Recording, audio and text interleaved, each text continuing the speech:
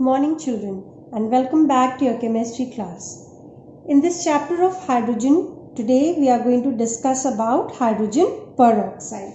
Right? So let us begin with the preparation of hydrogen peroxide. Right? So the first method of preparing hydrogen peroxide could be from sodium peroxide. Okay, so let us see the reaction over here. In laboratory, hydrogen peroxide, it can be prepared by treating this sodium peroxide with ice cold dilute sulfuric acid. Okay, so we take sodium peroxide and it is treated with ice cold dilute sulfuric acid, and this is going to give us hydrogen peroxide and sodium sulfate can be formed. Then second method to prepare hydrogen peroxide in the laboratory could be from barium peroxide. Okay, so let's look over here. The hydrogen peroxide, it is prepared by the reaction of again cold dilute sulfuric acid on barium peroxide. So barium peroxide is BaO2.8H2O. Okay, so this when treated with what? Cold dilute sulfuric acid, then it is going to give us BaSO4 plus peroxide plus 8 molecules of water will also be given out, right? So how do we proceed with this reaction?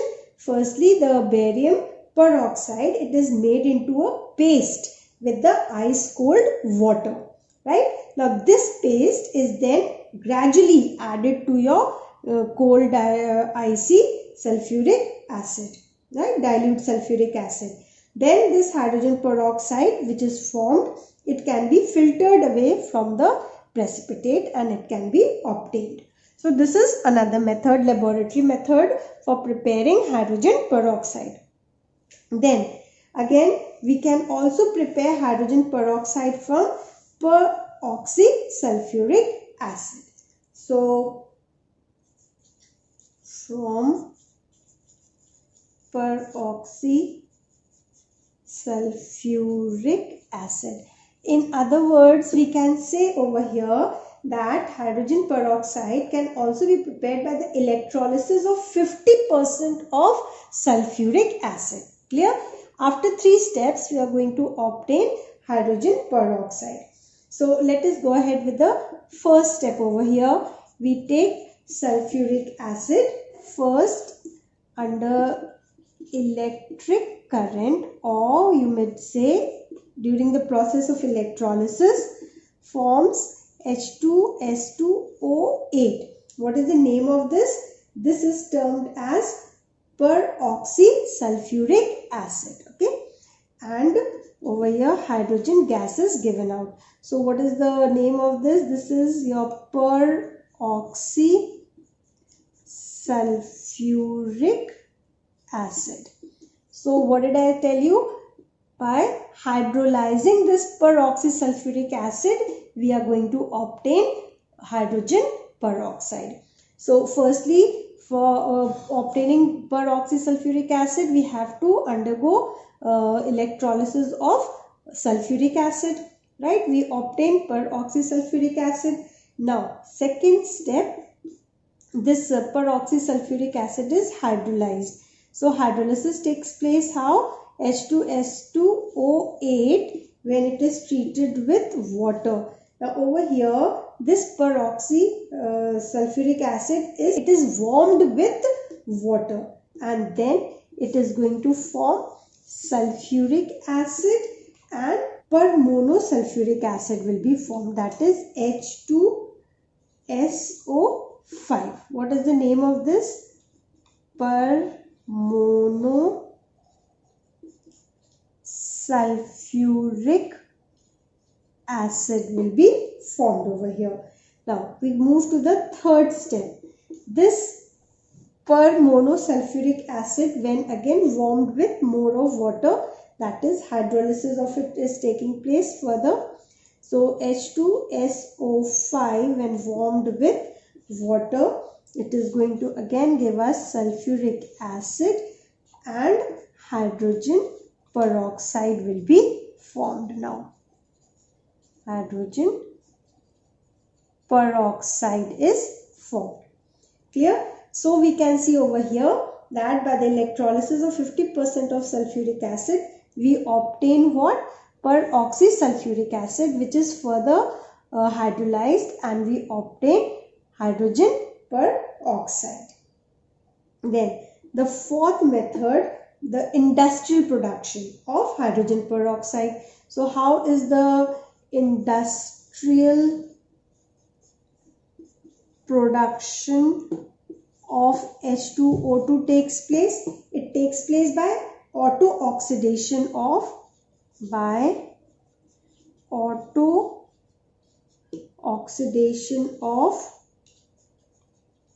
2-ethyl anthraquinone. Okay, so this auto-oxidation takes place with 2-ethyl anthraquinone. So in this method, the organic compound, that is 2-ethyl anthraquinone, it is oxidized to 2-ethyl anthraquinone, right? And hydrogen peroxide will be formed. So 2-ethyl anthraquinone, when it is treated in the presence of air, okay, it is oxidized in the presence of air. What it is going to give? What did I tell you? 2-ethyl anthraquinone will be given, plus water will be plus hydrogen peroxide will be given out. Clear? So now further, this 2-ethyl anthraquinone, right? 2-ethyl anthraquinone, it undergoes catalytic reduction, right? So on catalytic reduction in the presence of hydrogen or palladium, it is going to give back 2-ethyl quinol. It is going to give us 2-ethyl quinol, right? Like if I write it down over here, I hope you see. So 2-ethyl anthraquinol, right? On oxidation, and it gives 2-ethyl quinone, right? This gives back your 2-ethyl anthraquinol when it undergoes catalytic reduction, that is in the presence of palladium and hydrogen. Okay, and over here hydrogen peroxide was also formed. That is a very important product that we are studying just now. So this is equally an important reaction, that 2-ethyl anthraquinol in the presence of air, it will give you 2-ethyl quinone and hydrogen peroxide, which shows a reversible reaction when it is treated with hydrogen and palladium. It is going to give back your 2-ethyl anthraquinone. I hope this is clear to you. So the aqueous solution which is obtained by this method to obtain hydrogen peroxide, this is only 20% by this method. Okay. Next we move to structure of hydrogen peroxide. So this hydrogen peroxide, it is actually composed of what? Hydrogen and oxygen. Its empirical formula is what? HO, and its molecular formula is H2O2. Total number of valence electrons in H2O2, let us calculate. So H2 is what? 2 into 1 electron of hydrogen, right, plus 2 into 6 electrons of oxygen. This is equal to what? 2 plus 6 2s are 12. Total how many? 14 electrons. 14 total number of valence electrons in hydrogen peroxide are how many? 14 electrons. Now understand, electrons necessary to complete the duplet of each hydrogen is how much? And write over here, electrons necessary to complete duplet of each hydrogen atom. So there are 2 hydrogen atoms, that is 2 into 2, which is equal to 4, right? Similarly, electrons necessary to complete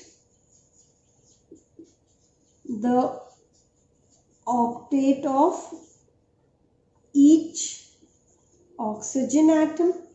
This will be how many?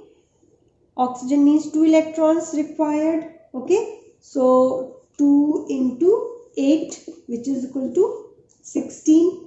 Therefore, number of bonds that are present in hydrogen peroxide are how many? Half into 16 plus 4 minus 14, which is equal to 3. Okay. So now if 14 electrons are to be distributed among these 4 atoms of hydrogen peroxide, that is H2O2. So what are we going to observe here? Here we are going to see 3 covalent bonds are going to form over here. How? Let's look over here. HOOH. So over here 1, 2, 3, 4, 5, 6.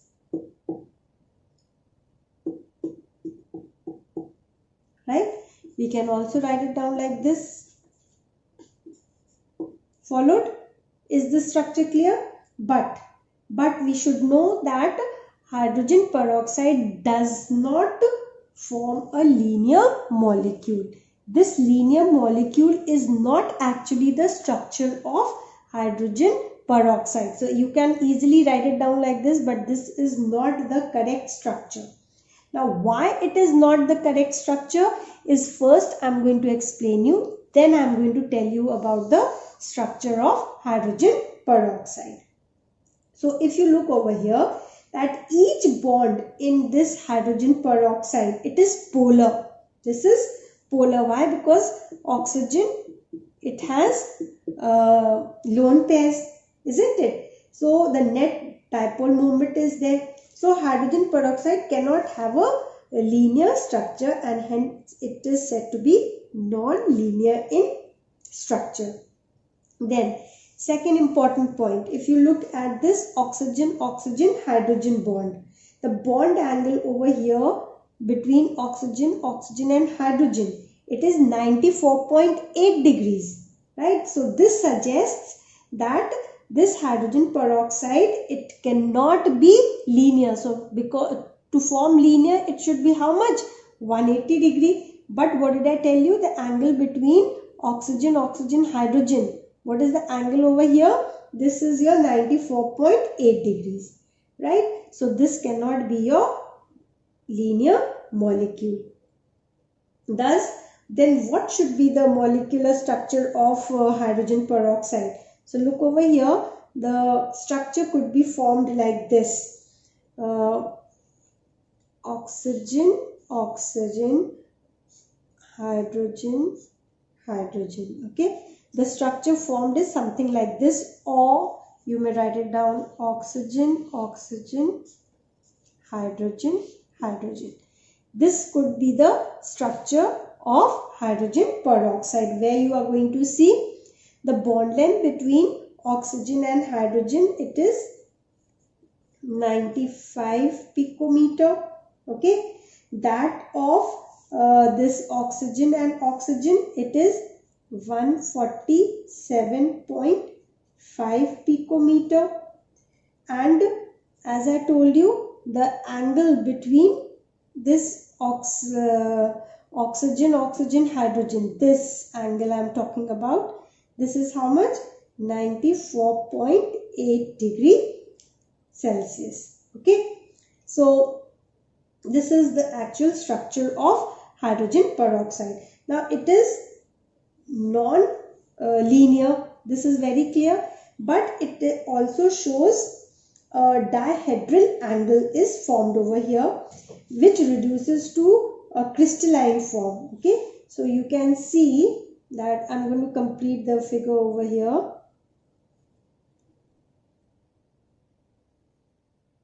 It is somewhat like a book.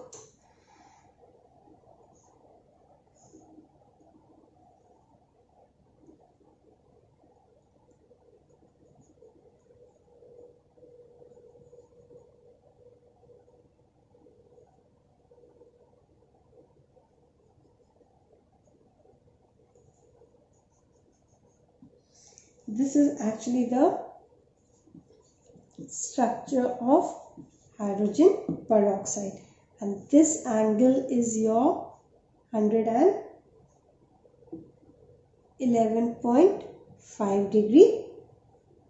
Clear?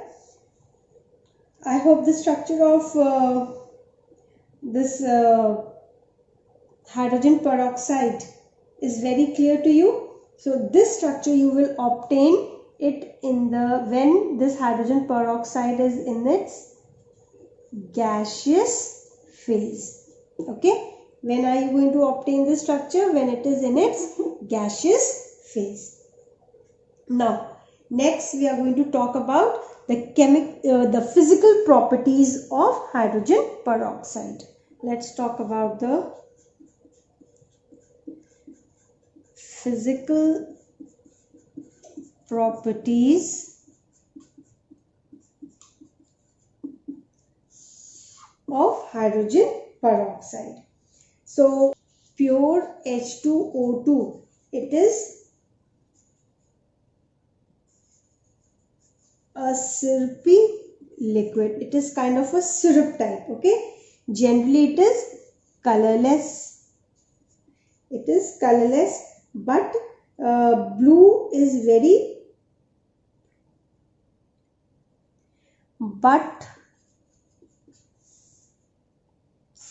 gives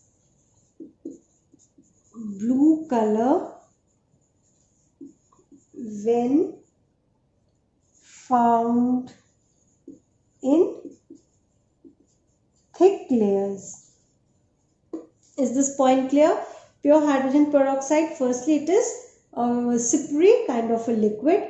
It is colorless, generally it is colorless, but if it is found in a thick layer, then it gives us a blue color. Then let's know about its density. Its density is 1.448 grams per centimeter cube. Okay. Then second point, its melting point is 272.54 Kelvin, and because of its decomposition on heating at say 413 Kelvin, it has not been possible to find out its boiling point at the atmospheric pressure. But the estimated boiling point is somewhat 423.2 Kelvin. Okay, this hydrogen peroxide, it decomposes into water and also gives out oxygen, and it is miscible with water, alcohol, and even in ether in all the proportions. Okay, and it behaves like a in aqueous solution, it behaves like a weak acid also. So these were some of the physical properties of hydrogen peroxide.